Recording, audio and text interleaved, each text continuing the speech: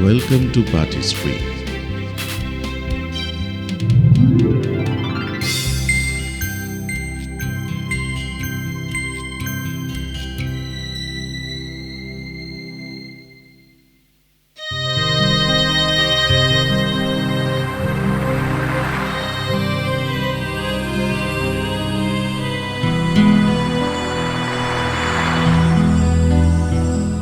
Today we are going to discuss about the motives behind the early voyages.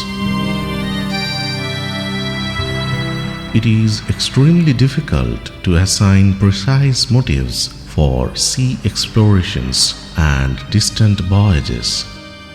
The traditional explanation for the early explorations by the European sea voyagers mentions 3 G's or 3 factors. First, the role of Christianity or God. Second, the economic motives or gold. And third, the role of the individual's search for new territories or glory. For a long time, it was believed that the Turkish advance in the Middle East and their occupation of Constantinople in 1453 blocked the trade route and the flow of Oriental products from the Red Sea. However, this argument does not hold ground now. In fact, the Portuguese voyages had started in real earnest long before this date. Some of the early sea voyages near the West Africa coast were mainly crusades against the Muslim population. This crusading spirit soon acquired a military form under the leadership of Spain. Moreover, many sea voyagers and their patrons sought Pope's blessings for the spread of Christianity into the new lands. While emphasizing the role of economic factors, G.V. Scammell argues in his book The First Imperial Age that gold was not the initial motive for the Portuguese because commercial economy had not developed to such an extent that it needed gold in large quantities. But in his book The Perspective of the World, Fernand Braudel does not accept this argument, suggests that the Portuguese economy was neither primitive nor elementary. For centuries, Portugal had established contact with the Muslim states. The semi-collapse of the landed aristocracy and the rise of the bourgeoisie contributed to the development of the trade network.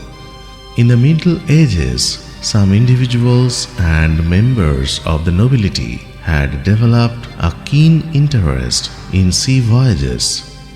The emergence of strong centralized state under powerful rulers contributed to sea voyages and the creation of colonial empires.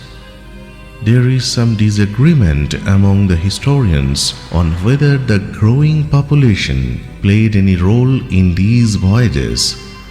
But when the Portuguese sea voyages began in the early decades of the 15th century, Europe had just passed that phase of demographic crisis in the form of Black Death.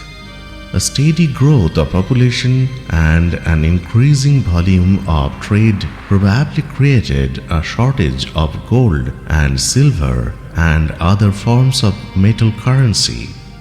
Africa was the chief supplier of gold dust, but not of the base metal.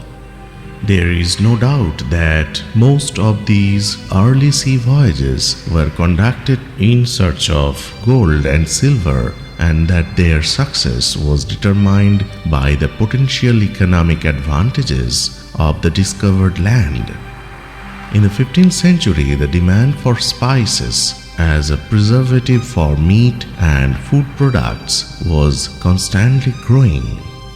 It is quite evident that Vasco da Gama's original motive was to reach the sources of spices in Asia.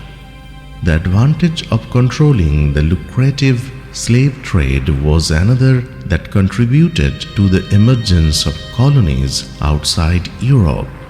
Since the Black Death, most European states faced an acute shortage of labor.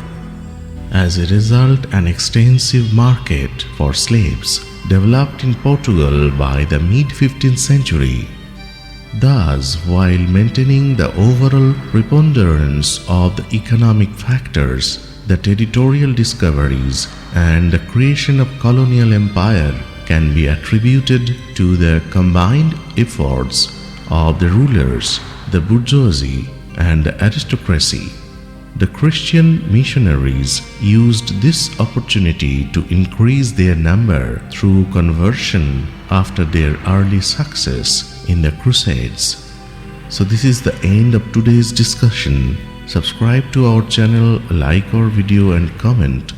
Listen to our podcast episodes. Follow our official Facebook page, Twitter handle and Instagram. For any query, feel free to mail us.